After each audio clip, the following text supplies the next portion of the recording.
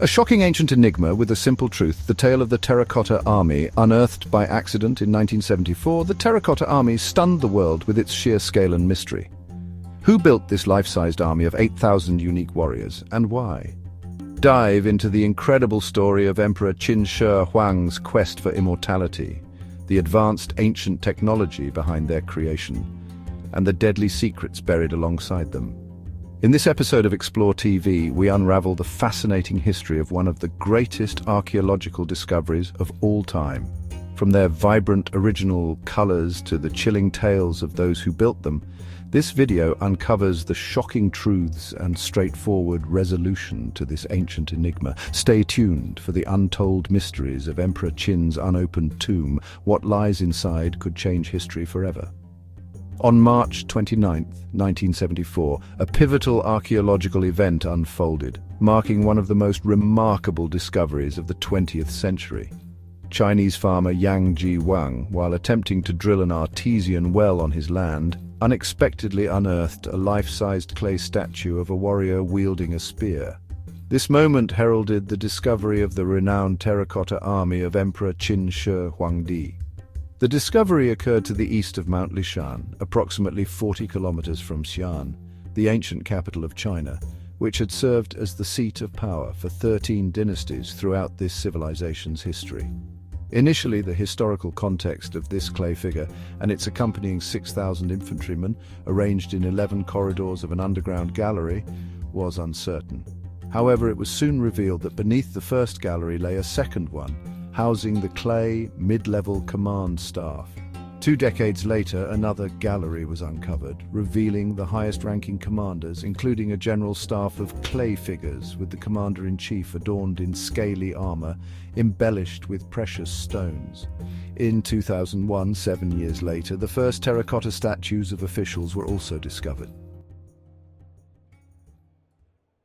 It became increasingly apparent through the discoveries that this entire group accompanied Emperor Qin Shi Huang on his final journey, with no other individuals involved.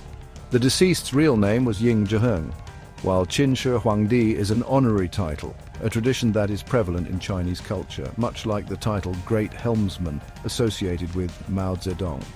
The translation of Qin Shi Huang is akin to Great Founding Leader of Qin.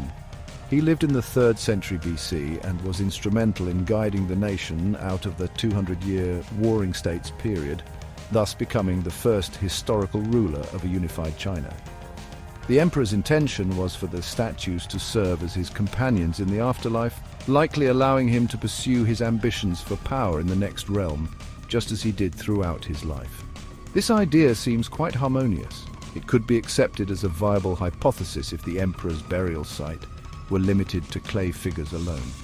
However, the truth is that this army of 8,000 is merely a small, seemingly insignificant aspect of the grand necropolis that Qin Shi Huang began constructing at the age of 13 and continued until his passing. Ongoing archaeological studies, which have been conducted for nearly half a century, suggest that the ancient historian Sima Qian, who recorded the emperor's burial, may not have exaggerated the reality as much as previously assumed.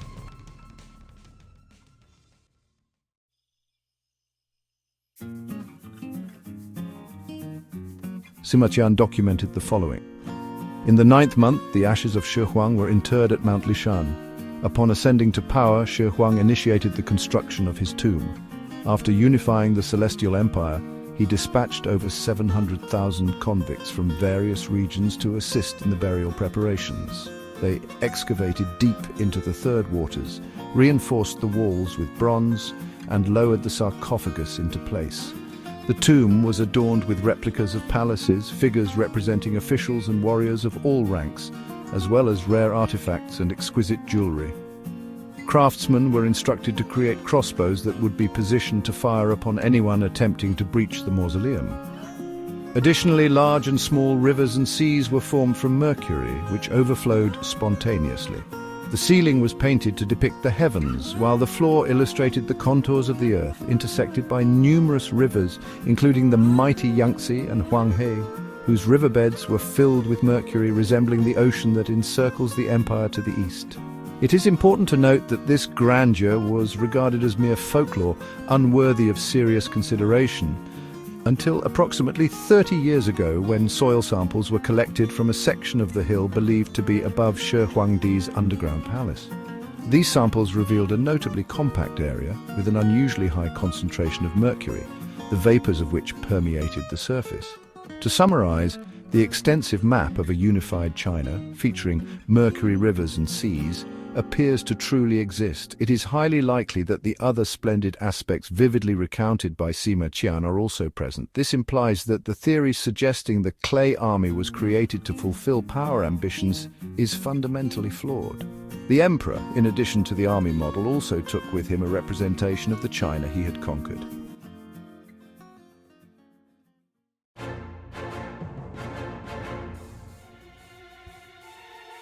The answer can be found in recent analyses of the materials used for the statues.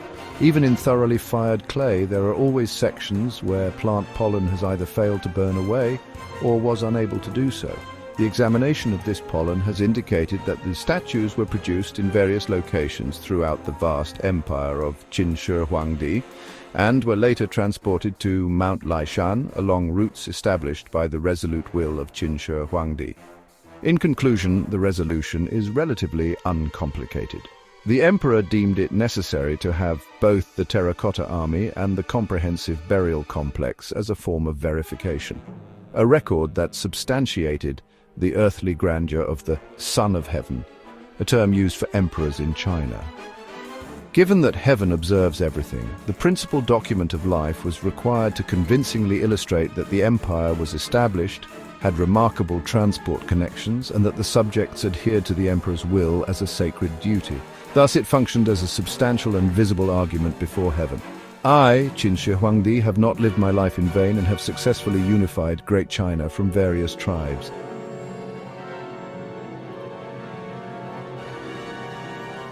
Discussing the clay army of Qin Shi Huang inevitably leads us to consider the remarkable character of the ruler himself. This figure stands out in history for numerous reasons. Qin Shi Huang, 259 and 210 BC, holds the distinction of being the first emperor of China. While there were rulers before him, such as the legendary Great Yu and the wise Yao and Shun, it was Qin Shi Huang who successfully unified the fragmented principalities, establishing himself as the leader of a centralized Chinese state. He was the first to earn the title of Supreme Ruler, or Huangdi. Prior to his reign, the era was known as the Warring States period, where kings and princes ruled, but none held the title of emperor. Once he unified the Celestial Empire, Qin Shi Huang set his sights on monumental achievements. He constructed a comprehensive road network, standardized the writing system, and implemented a uniform system of weights and measures. He also continued the construction of the Great Wall of China, a project initiated before his time, aimed at protecting against northern invasions. Among his many ambitious projects was the creation of his own tomb, a task he deemed urgent as the timing of death is uncertain. He envisioned a magnificent burial site that would astonish both his contemporaries and future generations.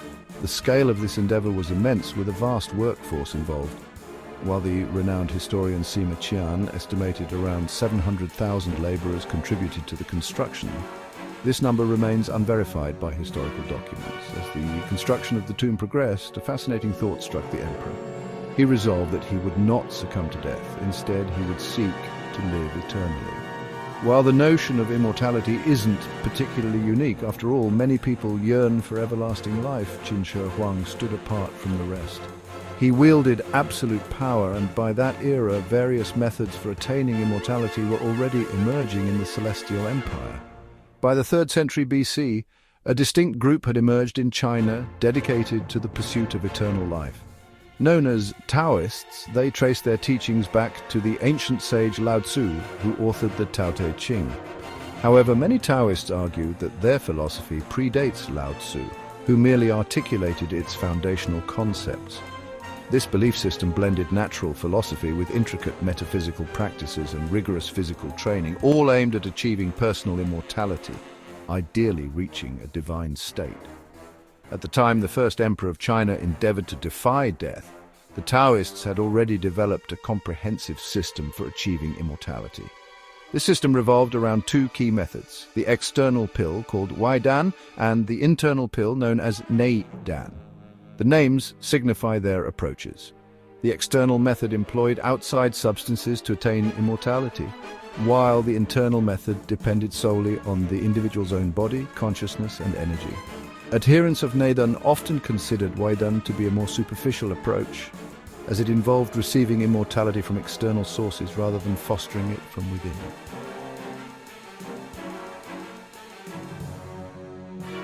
Before he was Qin Shi Huang, he was Ying Zheng, a prince born during troubled times.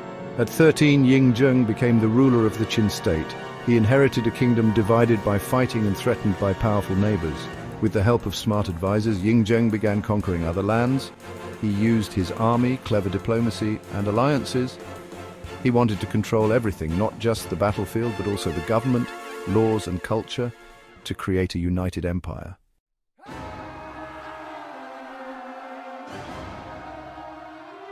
Finding the Terracotta Army in 1974 was amazing. Archaeologists found rows and rows of life-size terracotta warriors standing ready for battle. These soldiers were incredibly detailed, each with a different face, hair, and armor. The sheer number of foot soldiers, thought to be around 6,000, was mind-blowing. Finding the infantry was just the beginning of one of the most amazing archaeological digs of the 1900s.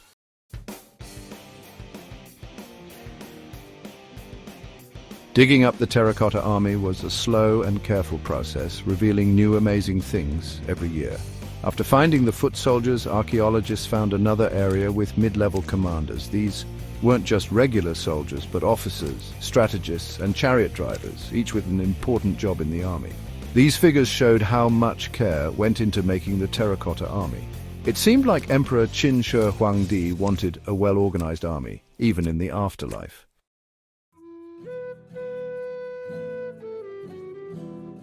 20 years after the first discovery, a third area was found in 1999. Here were the high-ranking commanders of the Qin army, men who would have been feared and respected. These figures looked important, their faces showing wisdom and experience. Among them was the commander-in-chief, a tall figure in armor fit for a king.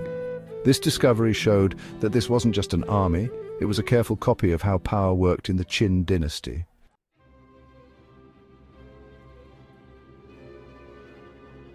The Terracotta Army was just one part of something much bigger. The emperor wanted a whole underground city, a copy of his empire, where he would rule in death as he had in life. Old texts described rivers of mercury, ceilings painted with star maps, and tons of beautiful artifacts. The Terracotta Army guarding this underground city was both a protector and a symbol. It showed the skill and artistry of the Qin dynasty, a culture that could imagine and create such an amazing and lasting monument.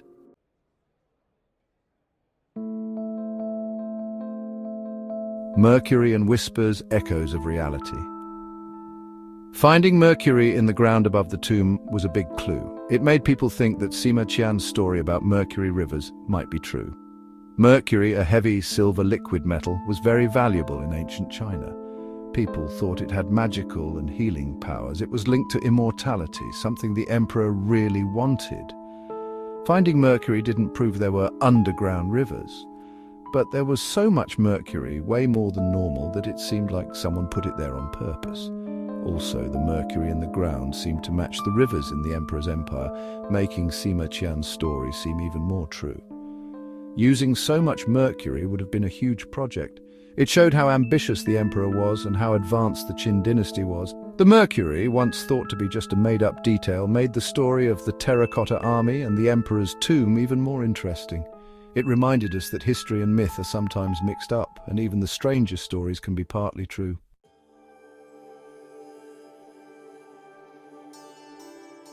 A legacy in liquid metal, the map of an empire. The idea that Qin Shi Huangdi's tomb had a giant underground map of his empire made of liquid mercury was exciting for archaeologists and historians. It was a bold and amazing idea, showing how much the emperor wanted to be remembered. If it was true, it wouldn't just be a map, but a symbol of the empire itself, preserved underground forever. The mercury flowing through channels and pools would have shimmered in the dim light of the tomb, creating a magical sight. It would have been a fitting tribute to an emperor who saw himself as a godlike ruler. Besides its symbolism, the mercury map, if it existed, would have been an incredible feat of engineering. It would have required a deep understanding of water flow, map making and building, as well as the ability to move and store lots of mercury safely. The mercury map, even though we don't know for sure if it existed, makes the Terracotta Army and the Emperor's tomb even more meaningful. It suggests the Emperor wanted more than just an army in the afterlife. He wanted to recreate his entire empire underground.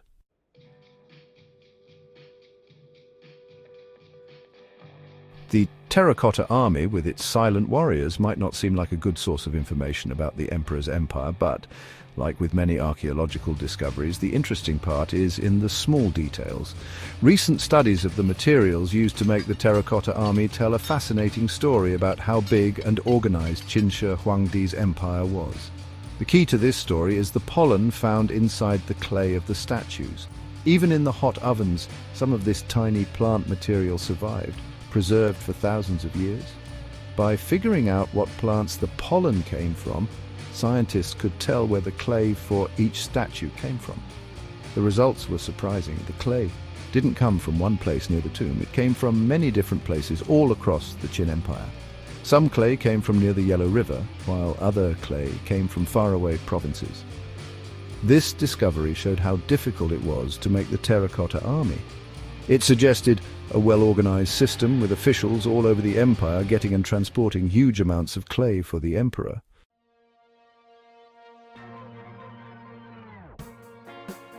Learning that the Terracotta Army's clay came from all over the empire changed how we think about it. It wasn't just a bunch of statues for the afterlife.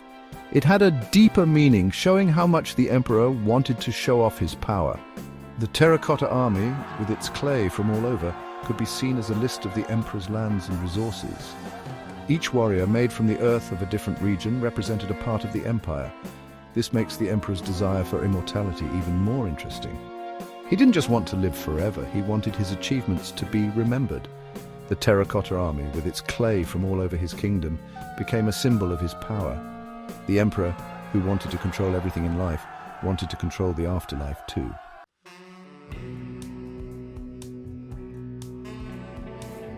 Divine endorsement, understanding the importance of evidence. Qin Shi Huang's tomb, with its armies, rivers of mercury, and ceilings showing the stars, seems over the top even for an emperor who wanted to live forever. But to understand why it was so grand, we need to understand what people believed back then, and the emperor's special place in that belief system. In ancient China, the emperor wasn't just a ruler, he was the son of heaven, a link between heaven and earth. His right to rule came from the mandate of heaven, a cosmic decree given to those who deserved it. But this mandate wasn't forever. It could be taken away if the emperor was a bad ruler. The emperor's tomb becomes more important when you think about this. It wasn't just a tomb, but a way to show off his achievements to heaven. The Terracotta Army, the mercury rivers, the treasures, these weren't just fancy things, but proof to heaven that he was a good ruler and deserved a place in the cosmic order. The emperor, always practical, even in death, wanted to make sure he was remembered. He united China with his will and strategy, but his place in the afterlife needed a different strategy, showing proof to heaven to secure his place with the immortals. The Terracotta Army shows how much humans want power. Qin Shi Huang didn't just want to rule while alive. He wanted to rule after death too. The size of his tomb, with its warriors, mercury rivers and star ceilings, shows how much he wanted control, but the Terracotta Army also shows that power has limits. Even with all his power, Qin Shi Huang couldn't escape death. His empire fell apart, new dynasties came and went, and the emperor's name was forgotten. The Terracotta Army reminds us that power is strange. It's attractive but doesn't last, able to change the world, but eventually lost to time. The emperor's quest for immortality, shown by his clay army, is a warning. Real power isn't about controlling others, but about what we leave behind. Finding the Terracotta Army in 1974 made people all over the world interested in ancient China, a civilization that had always seemed mysterious. The Terracotta Army gave us a real connection to that past, a look into a world both familiar and strange. The appeal of the Terracotta Army isn't just its size or artistry, but its ability to take us back in time, to connect us with a civilization that lived thousands of years ago. Looking at the warriors' faces, each one different, we see that human experiences, hopes, dreams, fears are the same across time and cultures. The Terracotta Army also shows how important it is to protect our history. The careful work of archaeologists has made sure these treasures from the past will continue to inspire us. The Terracotta Army is more than just an archaeological find. It's a bridge between the past and present, a testament to human creativity, and a reminder to protect our shared history. Thank you for joining us on this journey through time and mystery. If you enjoyed this adventure, don't forget to give this video a thumbs up, share it with fellow explorers, and subscribe to Explore TV for more incredible stories about history and the world we live in. Until next time, keep exploring. Bye.